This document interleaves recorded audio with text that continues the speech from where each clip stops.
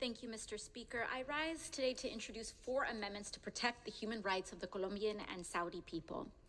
Earlier this year in Colombia, in the middle of the pandemic, President Duque proposed crushing new sales taxes on basic food items. When the Colombian people demonstrated in protest, the government responded with brutality.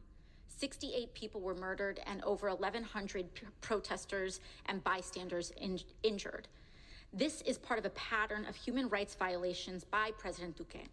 He is also planning to resume aerial fumigation, which most countries stopped using when devastating health impacts were discovered.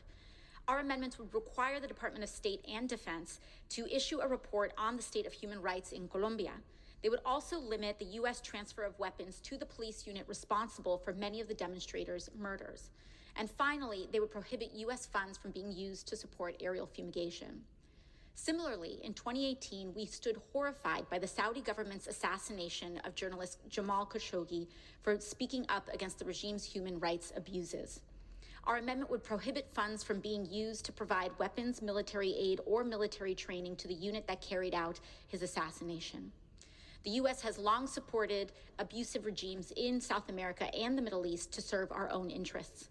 Yet we seem somehow shocked and confused when refugees from these regions show up at our border seeking asylum from the inhumane conditions that we help create in their homelands. It is now beyond time for us to rectify these wrongs, and I submit this amendment. Thank you. I yield back.